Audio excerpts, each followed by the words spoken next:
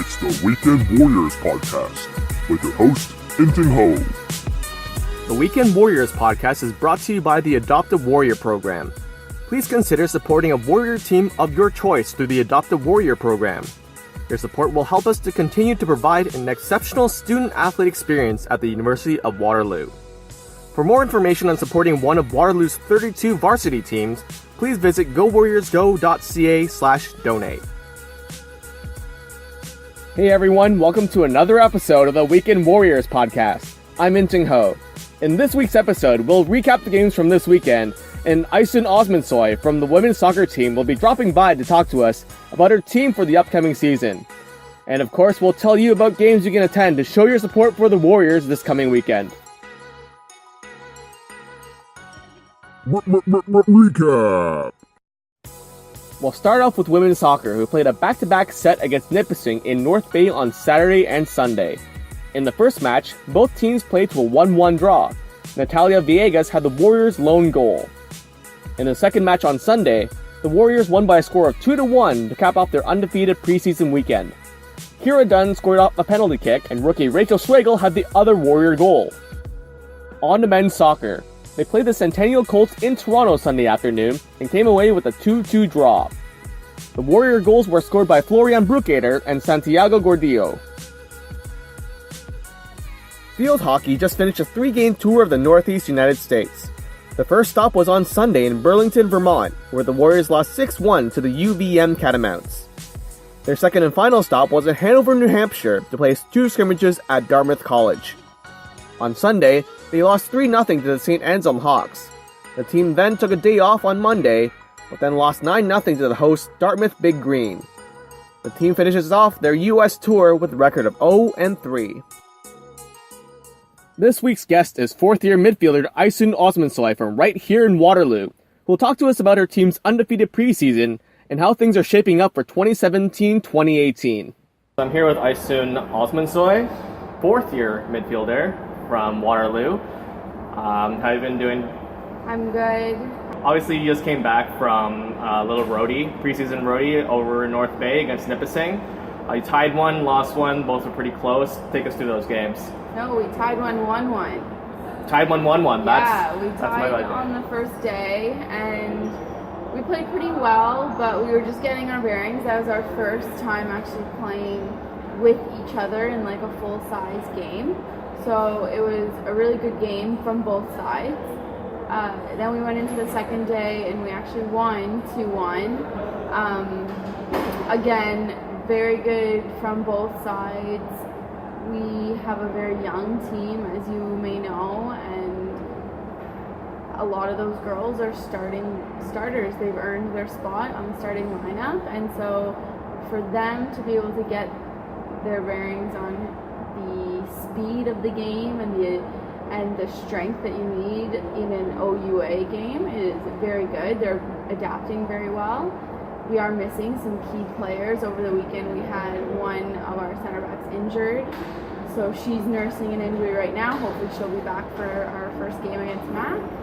And we are missing some of our starters who have not come back from co-op jobs yet, so hoping to be stronger going into MAC on Saturday. All right, so you mentioned this is a very young team. Last year, the only person who'd played 4 years or more last year was Alicia Marr. And everybody else is just like, you just see that roster that's all 3s and 1s, like a couple 2s here and there. Obviously, you're one of those 3s from last year. They're coming back this year. Again, like the whole just veteran leadership bit, how is that going to be for you this year? And do you see a lot of younger players kind of, as you mentioned, they're starters now, and they're coming into OUA, kind of know what it's like to compete in the OUA, compete in youth sports. Do you see a lot of those first years from last year really just stepping it up into those leadership roles as well this year?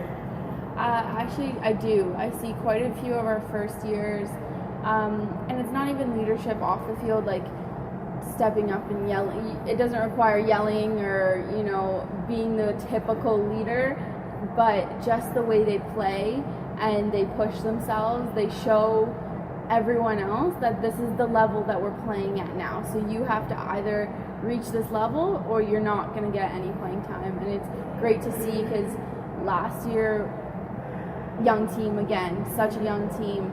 And for these first years to come into second year and show the first years now, along with the older girls too, but for everyone to just be pushing each other to that next level and for us to be, all of us to be pushed to play harder. So speaking of that next level, you guys were a few wins short of a playoff spot, but it wasn't like it was a huge gap. Like that's like 8 points in soccer is really just 3 games. And so going from last year to this year, what's really in striking range? What's something you really want to hone in on to basically make it to the next round, the postseason? So yeah, we're coming. We're gunning for that playoff spot. I think a big thing for us right now is learning how to finish teams.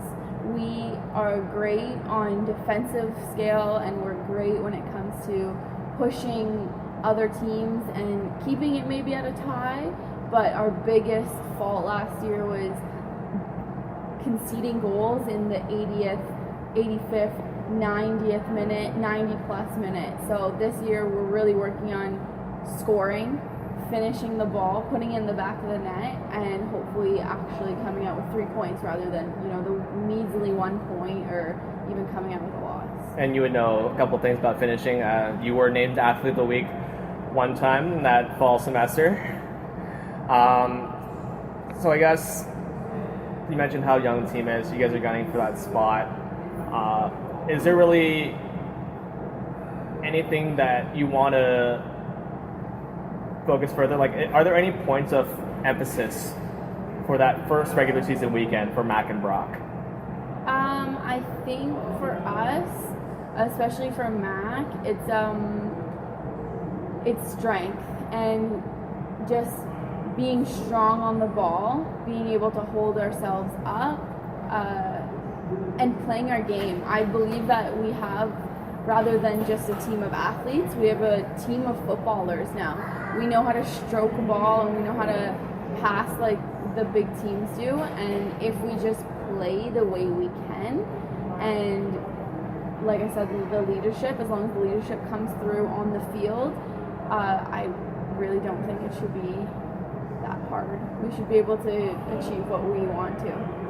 Awesome. So the women's team starts their regular season much like the men's does on the 26th and 27th. Both games on the road. 26th against Mac, 27th against Brock. And if you want to check out how they're doing, just go on GoWarriorsGo.ca. So thanks, Aysun. And hopefully we'll hear from your team again later this season. All right, games this weekend. Men's and women's soccer will be on the road for both games this weekend to start the 2017-2018 season. Saturday, August 26th is a season opener against McMaster Marauders in Hamilton. The women play at 1 o'clock and the men play at 3:15, both at Ron Joyce Stadium. Parking is $7 for the whole day. They'll make the drive down to St. Catharines on Sunday, August 27th to play the Brock Badgers at Alumni Field. The women play at 1 o'clock and the men play at 3:15. You can park right next to the field for $3 an hour or park in Lot D for $10 for the whole day. On Monday, August 28th, women's rugby will be on the road to open their 2017-2018 season. They'll be playing Western at 4:30 in London at Alumni Field. Parking is $1.50 per half hour at TD Stadium. For stats, scores, and schedules on all your favorite Waterloo Warriors teams, visit GoWarriorsGo.ca. I'm In-Ting Ho, and thanks for listening to this week's Weekend Warriors podcast.